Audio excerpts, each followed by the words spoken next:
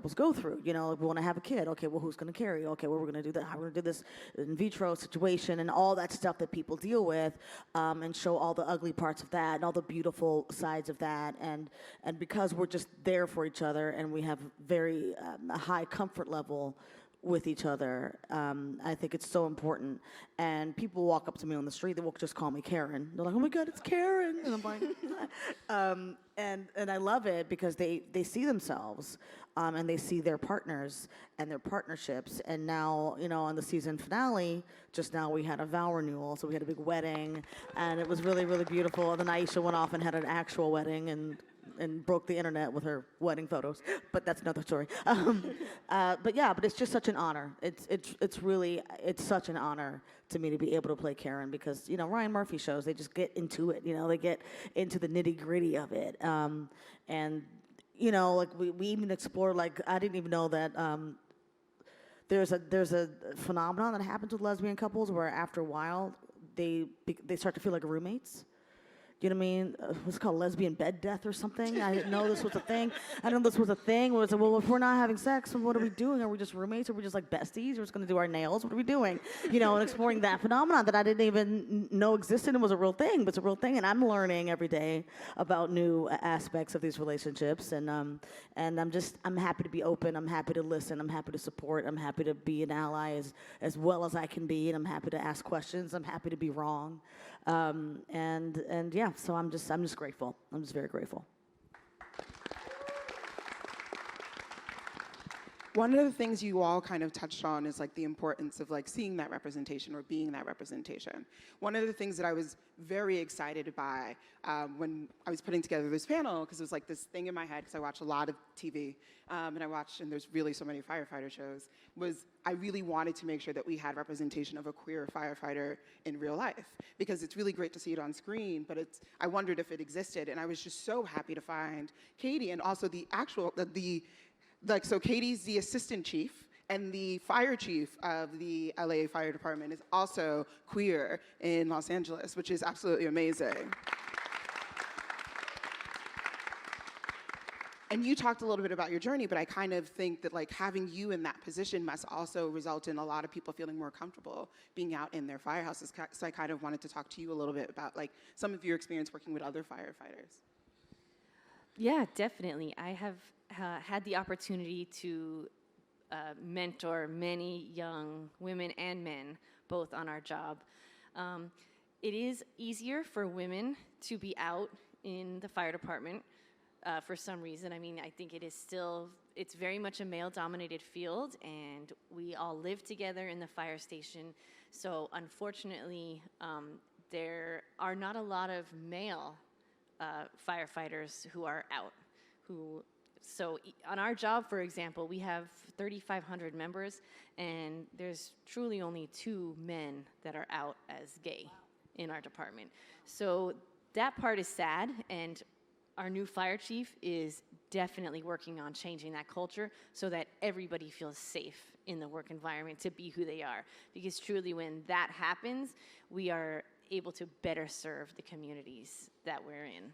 So for me, like I said, I've had the opportunity to mentor many young women and men, and I always tell them, be yourselves, be who you are, because that's going to make you a better firefighter if you feel comfortable being who you are at work. And it's a career of service where we have the opportunity to provide a compassion and a caring to the people that we work with and that we serve to help them feel comfortable. So I always say that and try to portray that to young firefighters coming on the job, and hope that I can be part of the culture change to make our work environment more equitable and inclusive. I have something to add to that.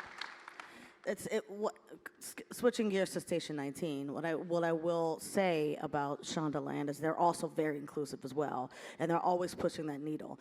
And as the therapist, I got to do a session with the queer character on that show and talking about coming out and being who he is and how he's always been out, but how he judges other people for not being out, and how like we need more representation in the fire stations because he's like the only out person in the Seattle Fire Department. on the show. So, just talking him through that, and there's a queer woman who was the captain at one point, and I talked to her about being open to being loved and expressing love to the person she loves, and I'm just so grateful to be a part of that as well, pushing that narrative forward, and how it's important to be yourself, and it's important to give people space and time to come out on their own, but to provide space for them to feel safe to do so. So it's so awesome that you're doing that in real life. That's amazing. Thank you.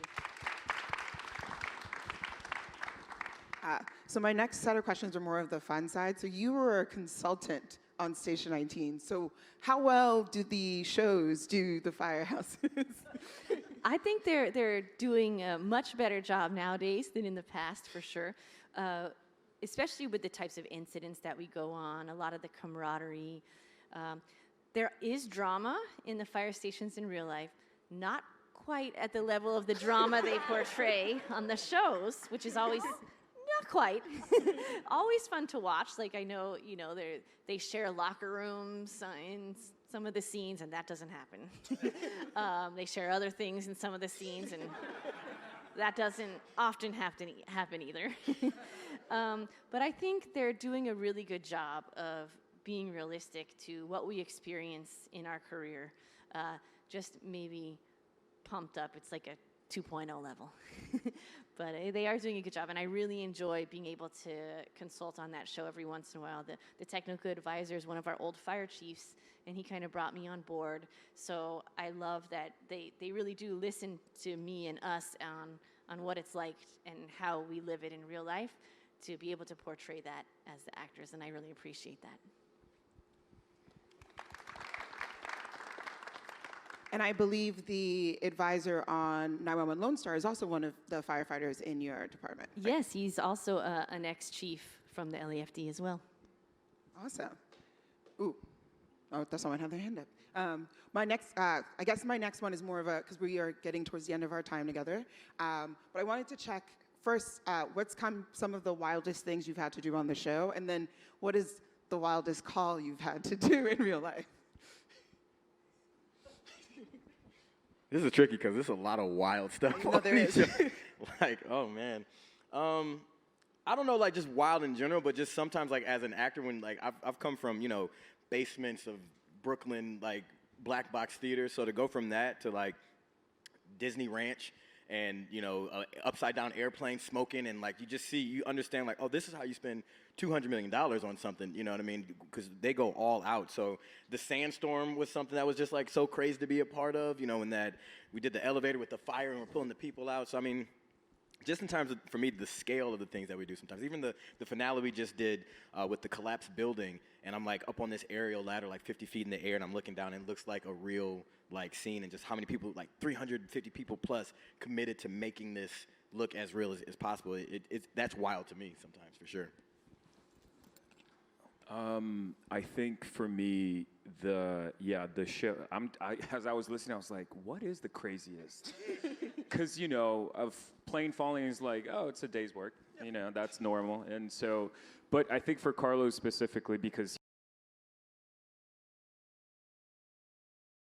he's not included necessarily all the time with the 126, I would say the snowstorm, as I was carrying that man out of the building and all the walls started to come down. So first of all, let's just get this thing straight. The scene before when what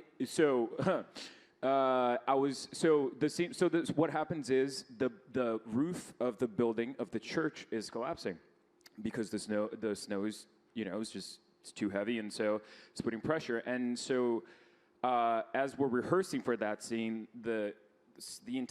everyone on production is on set, and the director, Brad Beaker, comes up to me and says, "Can you lift this man?" And I was like, "Okay," because the actor that was playing, he was also disabled, and so I said, "Well, it would look more real if I was actually carrying him out. So why don't I do it?" So you suggested it. I suggested it. Yeah, I suggested it. And so, getting it straight here.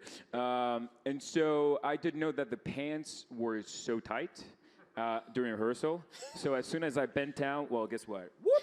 that thing just split in half. I just showed everyone my neon orange underwear. Nothing and I like did that the, 3 the, times. the What'd you Ryan say? Murphy fit of pants. The Ryan Murphy pants. We want to see them. So there was that rehearsal, and I was like, oh God, I flashed people like 5 times with my neon orange underwear. But then leading up to the scene where the building actually collapses, rehearsing for that was very technical because we could do it only once. Only once.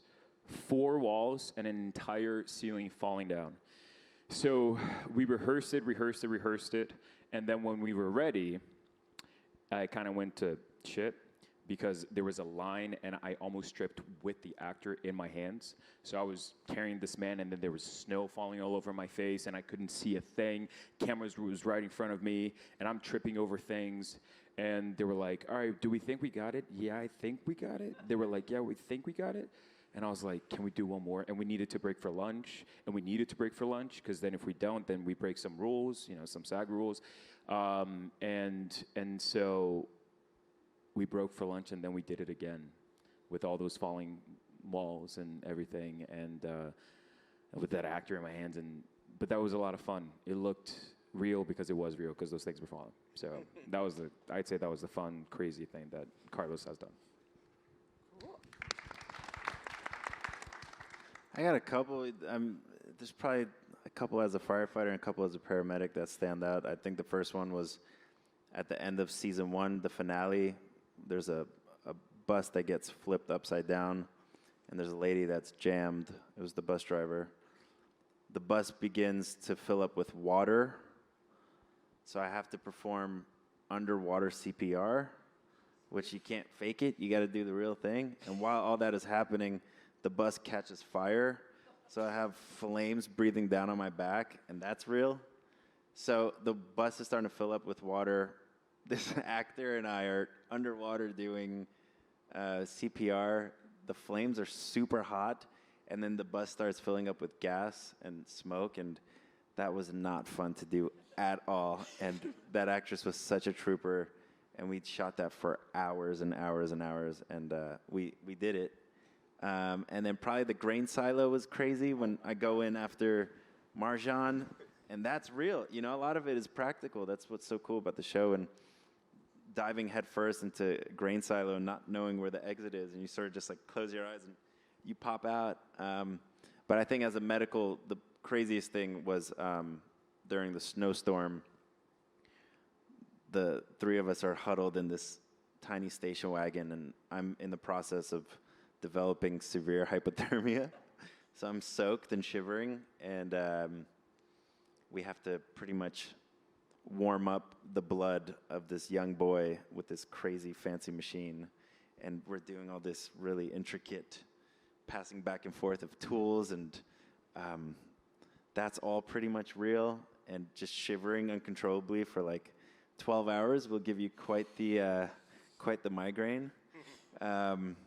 So, yeah, TK's been through some shit. I thought you were gonna say the teapot, and then I was like, oh no, we're going another The direction. teapot, actually, to be completely honest, the mechanics of it seem complex, but once you put the teapot in, it's just it's a really beautiful dramatic scene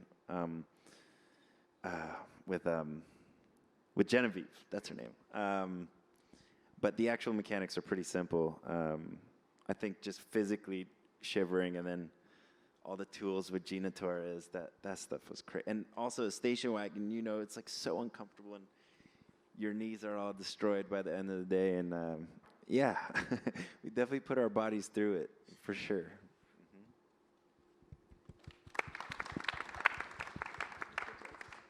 Yeah. I don't get to do the fun stuff. I will say I've never had to deal with a snowstorm, a sandstorm, a Sharknado, none of that. For those of you that remember that movie. And when you say wildest call, that could mean so many things. Well, yeah, no, it could be. I know on 911 they had like a person covered in spider webs at one point, like had been. So like it doesn't have to be like the most physically hard? Like, what's like Yeah, I the think call that would be surprising? a surprising. Well, we've had people stuck in precarious situations and things stuck on people in precarious situations, which are always unique and interesting for us to be innovative in how to get them out or things off. So, I don't want to go too much in detail, but there have been incidents where cars are hanging off the side of a cliff or a freeway where they are going to fall, and we have to get people out before they do. So those are always high stress, critical incidents that we look at afterwards and go, wow, we did it, thank God. And a lot of, just traffic accidents or fires where we do pull people out and you don't think about it while you're doing it, but afterwards you take a moment and realize how lucky are we that we get to do this job through some of the craziest times of their lives, and we get to come on scene, our training kicks in, like you talked about earlier. We don't think about it, we just do it, and then later on take a breath and say, wow, how lucky are we to be able to do this? I gotta add, Brian, remember when we were doing the lava bombs at the frat party? Yes. And they're literally throwing like flaming balls rocks at us, and we're like yeah. evading them. And then at one point we like try to pull this dude out of a pool, which is pretty much boiling, and all of his skin peels off his arm. And we learned some things so like realistic, man. We learned that word degloving, and I'm like, there's terms I wish I could just go through my life and never know, and that is definitely one of them. Yeah, it's some gnarly stuff, man. Well, I want to thank you all for coming here and sharing your amazing stories, but also just like being yourselves on screen, because I really do think I work for a queer filmmaking space, so like this makes the most, but like seeing things, seeing versions of yourself on screen, seeing it in real life is really how we change the world. To be able to tell your story authentically, or to just see someone live a life that you don't know that you necessarily can do, but like actually get the opportunity to. And I want to thank each and every one of you because you all do it in a different way. So thank you all so much for being here. Thank you for putting this together. All right, and thank you all for coming. If you would like, you can stay for the next panel, which is at 5, in which we are going to have the cast and contestants